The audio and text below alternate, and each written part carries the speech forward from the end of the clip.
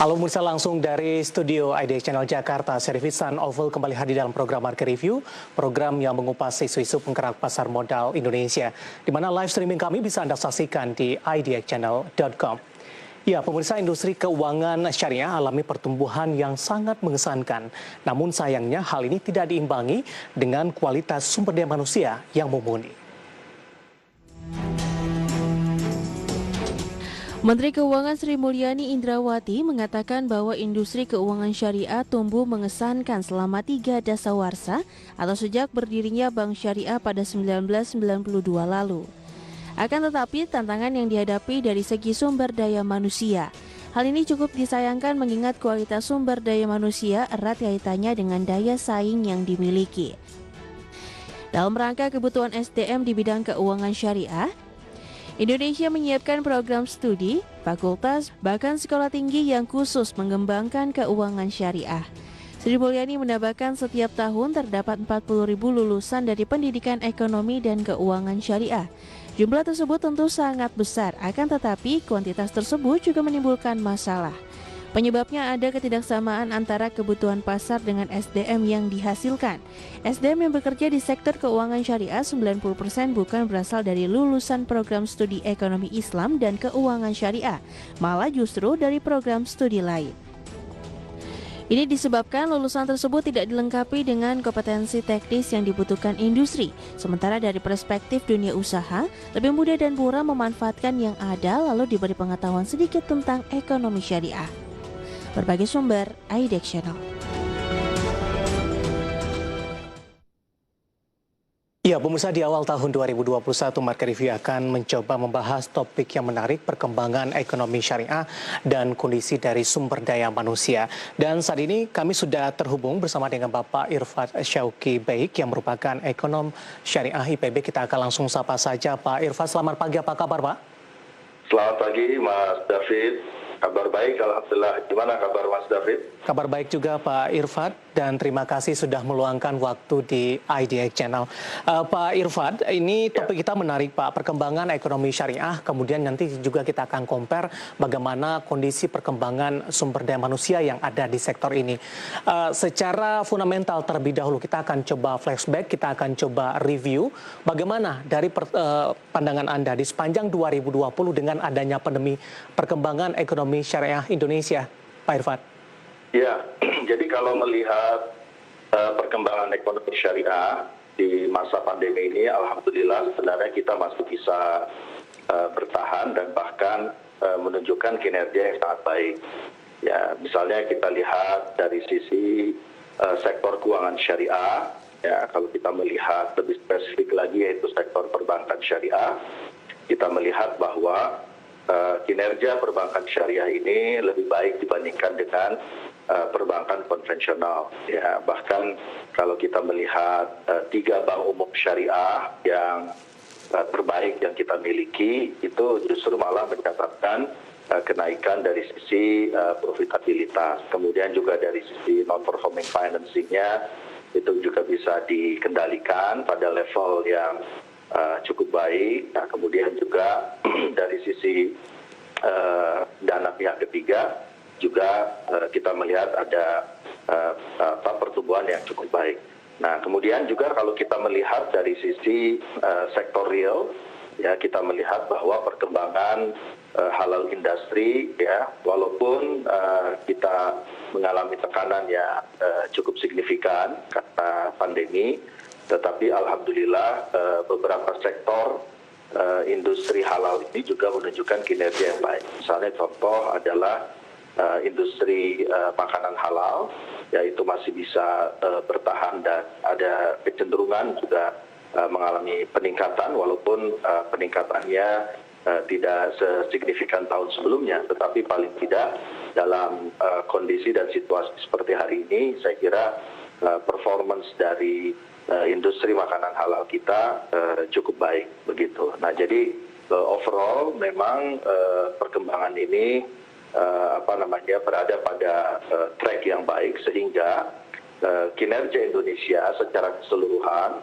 itu juga mendapatkan apresiasi dari dunia internasional, ya, di dalam State of the Global Islamic Economy Report tahun ini misalnya, posisi Indonesia naik ya dari peringkat 5 di tahun sebelumnya menjadi peringkat keempat. Kemudian juga di dalam Islamic Finance Development Indicators, ya posisi Indonesia juga mengalami peningkatan yang cukup signifikan. Kita berada di posisi kedua. Nah, jadi kita posisinya nomor 2 setelah Malaysia, dan dari 5 indikator terkait dengan Islamic Finance Development ini yang berkontribusi cukup signifikan ya di dalam mendongkrak ranking Indonesia ini adalah faktor knowledge dan juga governance. Jadi artinya faktor pengetahuan dan faktor tata kelola kebijakan, ya kita melihat ada perkembangan tren yang positif. Ya. Baik. Ini sehingga memberikan satu keyakinan bahwa ekonomi syariah ini di tahun depan insya Allah kinerjanya bisa kita dongkrak lagi. Di tahun ini maksudnya di 2021. Gitu. Pak Irfad, kalau kita ketahui Ya. dampak dari pandemi COVID-19 ini sangat berdampak ke berbagai lini sektor yang ada di Indonesia. Dari pemaparan Anda tadi, dari ekonomi syariah memang memiliki dampak tapi tidak terlalu signifikan kalau kita bandingkan dengan beberapa sektor yang lain. Apa yang menyebabkan kondisi ini terjadi? Ya, saya kira yang membuat ini terjadi karena pertama kemampuan dari ekonomi syariah untuk beradaptasi dengan situasi yang ada. Ya, misalnya kita melihat seperti sektor perbankan syariah, salah satu penyebabnya itu karena kemampuan mereka di dalam memanfaatkan kemajuan teknologi digital, sehingga pengembangan layanan digital banking ikut membantu meningkatkan efisiensi dari sisi operasional perbankan. Demikian pula misalnya sektor zakat. Ya, sektor zakat juga mengalami pertumbuhan sampai dengan 30% pengumpulan zakat. Nah, salah satu penyebabnya itu adalah kemampuan untuk memanfaatkan kemajuan teknologi digital. Jadi saya melihat bahwa adaptasi terhadap situasi pandemi ini sangat baik, ya, sehingga kemudian bisa menjaga kinerja ekonomi syariah pada level yang baik. Di samping tentu juga ada dukungan kebijakan seperti contoh kalau di perbankan itu ada relaksasi ya akibat pandemi yang ini kemudian dimanfaatkan dengan baik untuk melakukan restrukturisasi pembiayaan. Jadi saya kira proses-proses ini berjalan dengan baik karena kemampuan adaptasi dari institusi ekonomi syariah yang ada. Kemudian yang kedua, kesadaran ya religiusitas masyarakat juga relatif mengalami peningkatan. Jadi awareness ya terhadap halal industri, halal finance ya, terhadap semangat untuk berbagi, memanfaatkan instrumen ekonomi dan keuangan syariah yang ada. Nah, itu semakin meningkat dari waktu ke waktu. Nah, sehingga meskipun sebagian masyarakat banyak yang kemudian jatuh ke dalam kubangan kemiskinan ya, income mereka kemudian drop ya, tetapi sebagian lain yang masih bisa bertahan di tengah pandemi ini, yang masih memiliki cadangan dana. Nah, kemudian kesadaran ini kemudian mereka tuangkan atau wujudkan dalam bentuk meningkatkan partisipasi mereka di dalam kegiatan ekonomi dan keuangan syariah.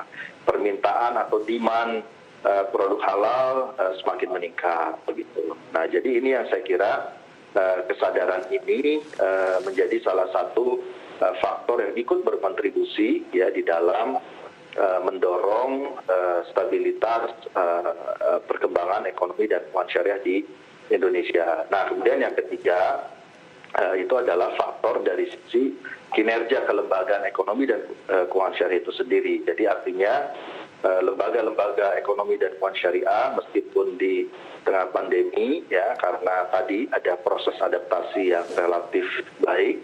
Nah, kemudian ini bisa mendongkrak kinerja. Jadi kualitas pelayanan ya, kemudian kapasitas di dalam menjangkau masyarakat yang bisa dilayani. Nah, itu kita melihat ada perkembangan. Nah, sehingga saya melihat bahwa dengan situasi yang ada saat ini ya, maka paling tidak keberadaan kelembagaan ekonomi dan keuangan syariah ini bisa ikut membantu memitigasi dampak dari resesi ekonomi yang kita hadapi akibat pandemi COVID-19 ini. Baik, dari sisi tren Pak Irfan, bagaimana Anda melihat perkembangan dari ekonomi syariah dari tahun ke tahun? Apakah trennya terus mengalami pertumbuhan yang signifikan? Kemudian di 2020 ketika beberapa sektor yang lain trennya bisa dikatakan cukup terpatahkan Pak. Tapi dari pemaparan Anda tadi tampaknya dari ekonomi syariah masih tetap bertahan sampai sejauh ini.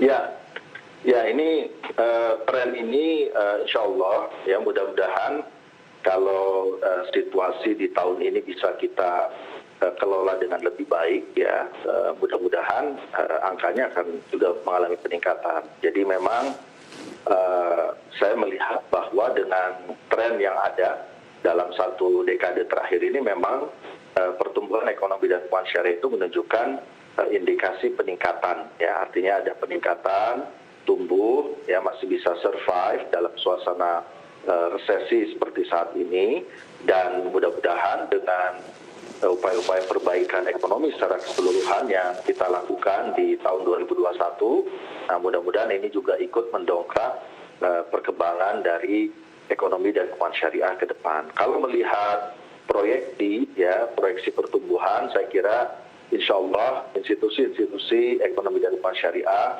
masih tetap akan mengalami pertumbuhan yang positif ya. Di perbankan saya juga optimis dia akan tumbuh, industri halal juga demikian.